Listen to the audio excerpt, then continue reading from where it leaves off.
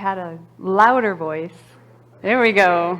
I could probably just project, but that was fun. Thank you. That was really fun. Happy anniversary to all of you. What a special, special day. When Laura let me know the celebration you were holding today, I was really excited to come back here again because I've loved being here when I've been here, but also to just to be in this and be part of this celebration. So thank you. A celebration of a community like this reminds me of a poem by Hafiz, and I'm sure many of you are familiar with it. It's called Each Soul Completes Me. My beloved said, "My name is not complete without yours." And I thought, how could a human's worth ever be such?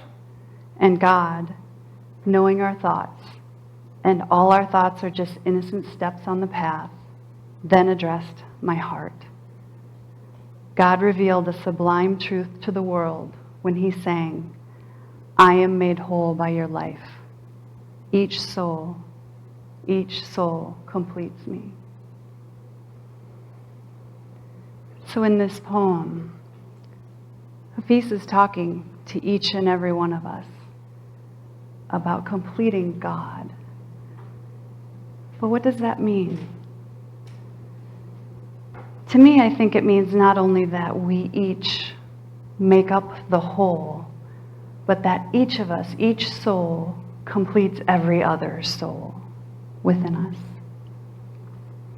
To me, this is the truth of the whole spectrum of existence on all levels. I sometimes have this image in my mind of that we're layers upon layers of systems that are interplaying and intertwining and interacting together. And any one organism, the human body, is made up of all these systems, the lymphatic system, the cardiovascular system, the circulatory system, and within those there's these organs that are systems within themselves, and all the way down to the cellular level, there's systems within there. And each piece completes the whole. And then each one is its own unique dynamic. I think I talked about that a little bit last time I was here. And each unique system comes into another grouping. So a person in a family, or a pet, or a tree, all is within another system, completing that whole as well. And then in the case of our families, we come together in community. And there's another whole and complete system that's made more full and more whole by each of you. This is what you have here. This is where our humanity meets our divinity together in all these levels, in all these interactions. And it is made whole not only by what's beyond our humanness, but by our complete and full humanness. Each of you brings a special set of something that's individually distinct to you. And without you, this community wouldn't be complete. There's something really intriguing to me about that, and there's something, I think my observation is exceptional about this community because of the people in it, the human and the divine expressing in all of you. I asked some questions to prepare for today because I was curious to know more about the history of your community, and it's really very, very incredible. I'm getting overpowered. Really? Do not. I like to contemplate ancestry. And not just our genetic lineage, but the whole of where we came from. And so I was curious, thinking about, I wonder what was going on around here in 1924. Do we have, I don't know that we do, but is there anyone here that was around in 1924? Any nonagenarians? No? Oh, okay. I'm just curious, what brought this forth? What were the group, the handful of people that created this? What were they looking for? And then thinking about how that came forward over the decades and over the generations. I understand that there are some pretty strong generational family practices and traditions that are upheld here at Unity. And that, along with, energetically and intentionally, what has filled up throughout those years. What has been stirring in here that sits in this very room with us today? We're sitting in the manifestation of all of that. If you sit back for a moment, and I mean literally, lay your backs against your chair and kind of lean into a posture that takes you back to where you come from. And for you individually, before you came here, what was it? What was the momentum that brought you to Unity? If you're grateful to be sitting here today, take a deep breath and whisper thank you to whatever that was. For some of you, it may very well have been a difficulty in your life. You may have come to Unity seeking solace, companionship, community. Give thanks for that little push that brought you to these doors. And then also, as you sit here, think about what keeps you here. What makes you stay? To me, 95 years, that's a lot of staying power. And I would guess the broad and simple answers are the teaching and the community itself. But if we look a little deeper underneath that, I bet there's more to it.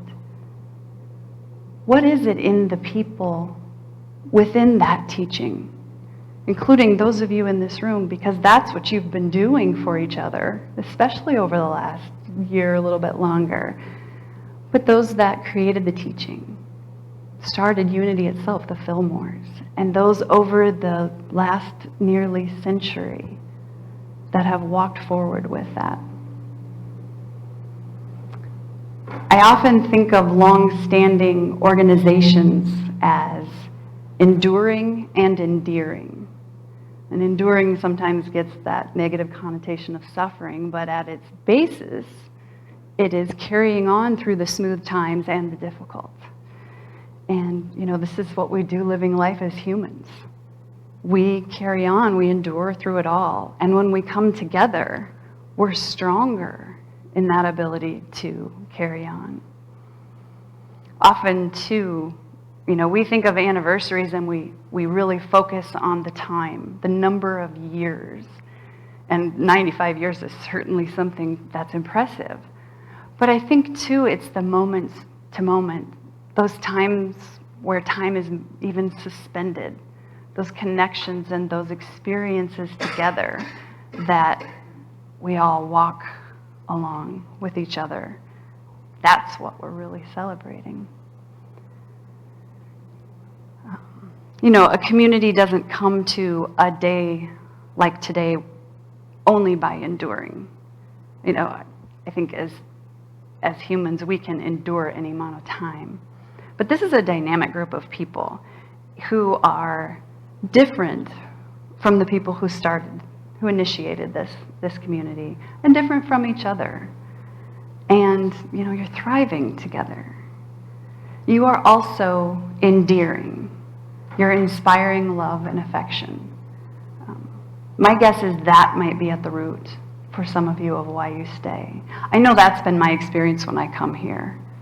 I feel inspired. I feel love and connection when I come into this place. It's what fills your heart. It meets in you that place that says this is why I'm here, and not just here in this room.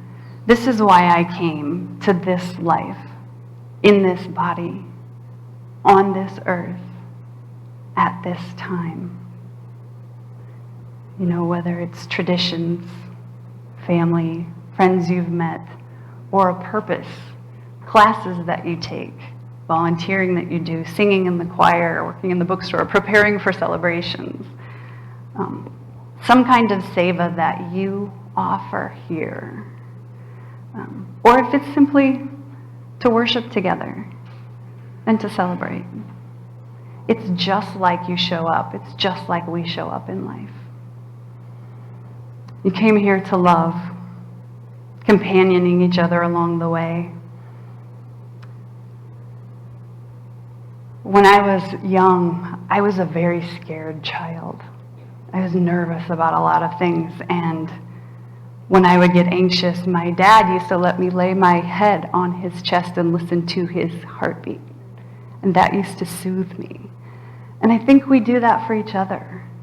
We listen to each other's hearts, and that soothes us, and that connects us, and that's why we're in community. You come here to serve. You come in here to a place like this to be in action together.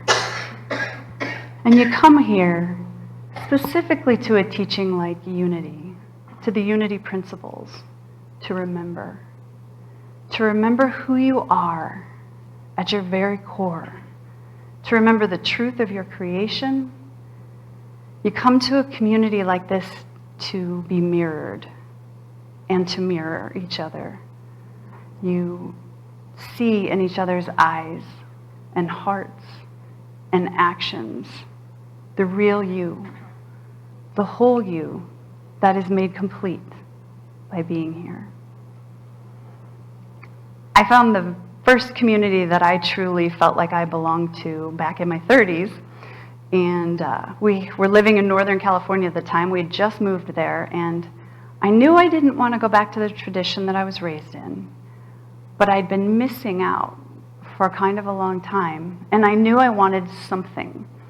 So I got the local newspaper, and I opened it up to the church section, the service section, and I circled about 6 or 7 or 8, and I was going to go for test drives. I was like, okay, each week I'm going to go to a different service, and I'm going to see how it feels when I'm there. And the first one that I went to, walked in the door, and it felt pretty good. I felt welcome. It actually felt like when I walk in here. People were kind and warm and welcoming. And I sat and I listened. And I listened to the speakers. And I listened to the music. And I listened to the message. And at one point during the talk, the minister said of the teaching, he said, if this teaching is doing what it's supposed to be doing, it's going to take you to your own truth. So if you come here and you stay, wonderful. If you come here for a while and then you move on to what's next, great. If you walk out the door today and go back to your Methodist church down the street or the Jewish synagogue across town, perfect. Because that's what the teaching is intended to do, to take you to your own truth. I breathed a sigh of relief at that, and I didn't go on any of the other test drives. I stuck around that community and, wanted to hear more. I wanted to learn more.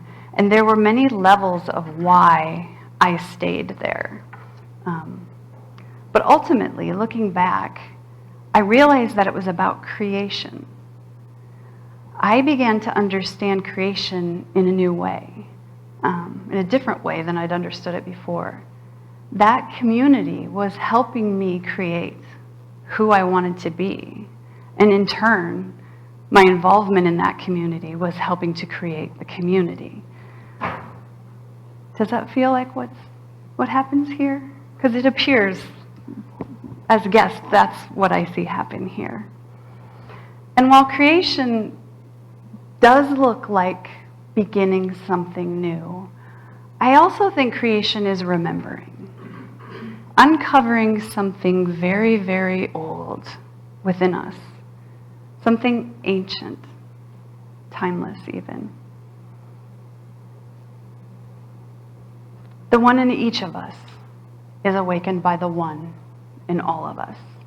And the one in all of us is awakened by the one in each of us. I want to take a few minutes to recognize the enduring and the endearing that you have here, the way you love, serve, and remember. So in a minute, I'm going to ask you all to stand, but I'm going to do it a little bit at a time. So is there anyone here that's been part of this Unity community for more than 40 or 50 years? Close? Could they stand? 40? Just stand. I want you to just kind of 39 or 40. Perfect. Take a look around and see what you've helped create here. Please stay standing if you don't mind. And I'm going to have anybody who's been here longer than 20 years stand with them. There. Okay. Anybody who's been here longer than 10 years, join them standing. Anybody who's been here longer than 5 years, stand with them. Oh, this is fun. Anybody that's been here longer than 2 years, join them. And anybody who's new within the last couple of years, even if today's the first day you walked in, please stand with the rest of your community. Look what you've done. Look what you've created. While you're standing, Janet's going to lead us in a song. I believe we're going to have the words on the screen. It's a song I fell in love with a few years ago, almost 20 years ago, and I still love it to this day. She'll lead us in the first verse, and then sing along, please.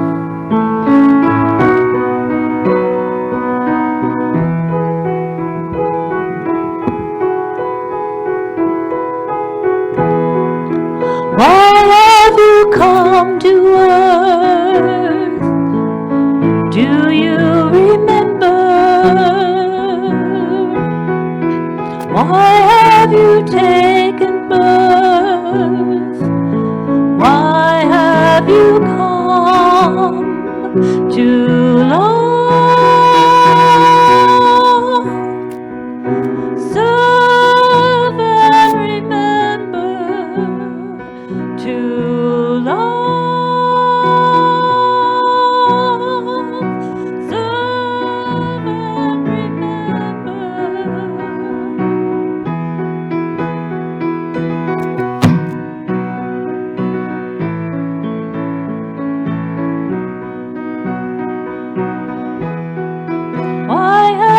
Come to earth. Do you remember? Why have you taken birth? Why have you come to love, serve and remember, to love.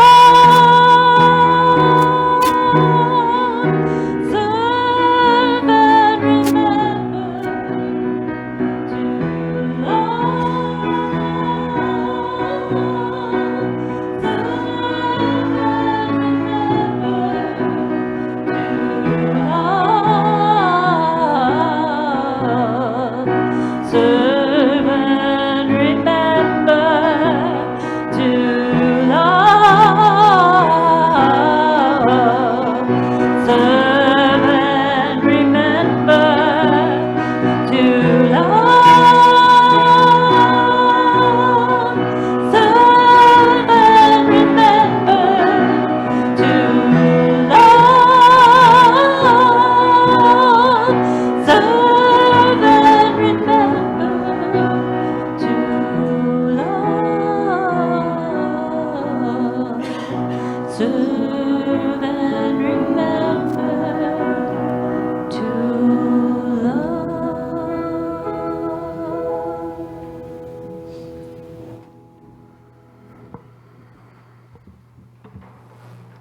Thank you for that. That was beautiful. Again, I just want to say thank you for having me here today. Enjoy your celebration. Go celebrate with each other in love.